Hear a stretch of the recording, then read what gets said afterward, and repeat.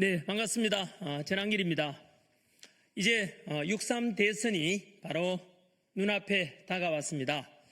모든 국민들께서 그리고 모든 후보들께서도 마찬가지로 공명한, 즉 공정하고 투명한 선거가 이루어지길 바라고 있겠습니다마는 안타깝게도 외신 보도, 폭스뉴스의 보도에 의하면 이대로 가면 6.3 대선은 99.9% 부정선거가 이루어질 것이라고 보도되고 있습니다. 여러분들께서는 첨단 디지털 21세기에 지금 모든 것이 전산화되어 있고 너무나 치밀하게 정교하게 투표 과정이 진행되는데 어떻게 부정선거 그거 음모론 아닌가, 소설 같은 이야기 아닌가 라고 하실지 모르겠지만 안타깝게도 조금 전에 말씀드린 대로 외신 보도도 그렇고 마찬가지로 99.9% 이대로 간 부정선거가 있을 거라고 합니다. 조금 전에 말씀드린 바로 우리나라 대한민국의 선거의 허점이 무엇이냐?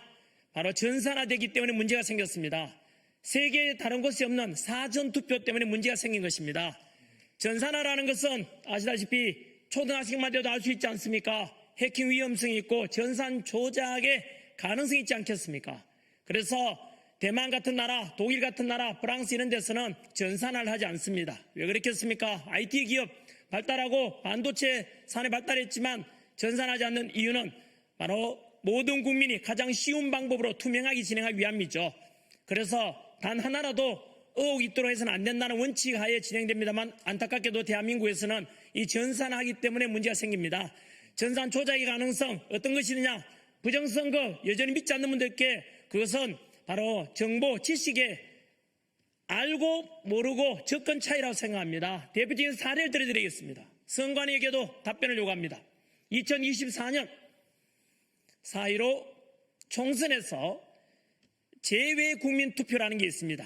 아시다시피 해외에 가 있으면서도 나는 투표에 참여하고 싶다 하면은 LA에 있던 파리에 있던 런던에 있던 거기 가서 그 관공서에 가서 나는 이 지역에서 투표를 하겠다라고 미리 신고를 합니다. 그때 신고된 인원이 6만여 명 됩니다. 그런데 놀랍게도 실제 투표자 수는 14만 명 됩니다. 얼마나 갭이 생깁니까? 7만여 명의 갭이 생기지 않습니까? 그거 어디서 나왔습니까? 다시 한번 말씀드릴까요?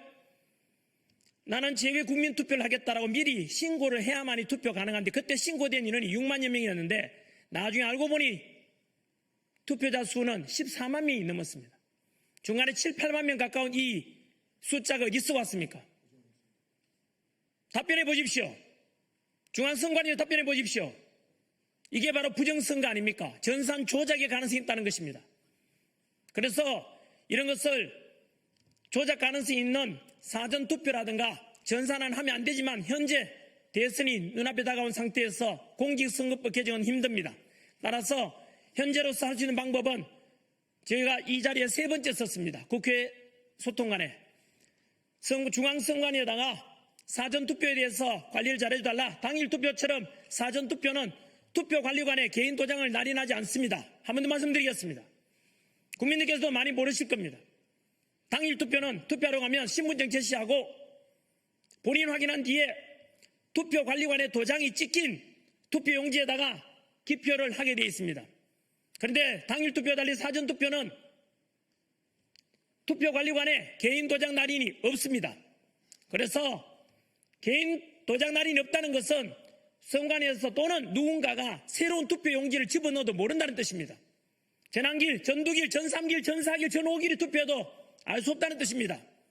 그래서 이걸 바로잡아달라고 눈물 호소하고 또 선관위에다가 공식적으로 요청했지만 선관위에서는 알 수 없는 이유로 요구를 들어주지 않았습니다.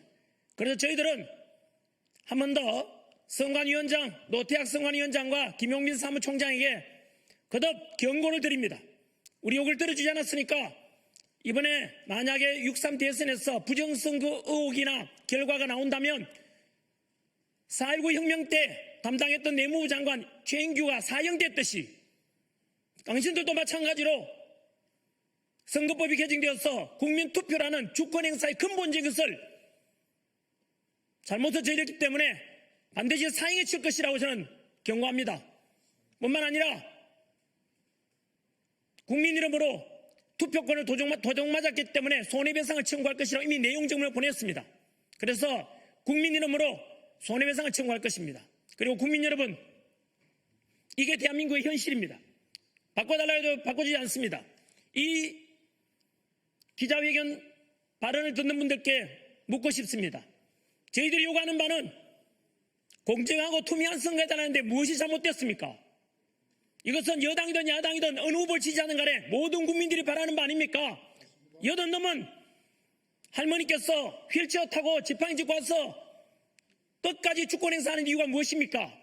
내 한 투표를 소중하게 행사하고 싶고 주권 행사를 도둑맞고 싶지 않은 소망 아니겠습니까? 그것을 선관위에서 똑바로 관리해주었는데 그렇지 못하다는 것이 저희들의 주장입니다.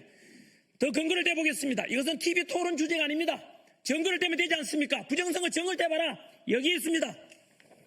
영화를 만들었습니다. 6월 바로 6.3 부정선거 과연 신의 작품인가? 라는 주제로 영화가 5월 21일 개봉됩니다.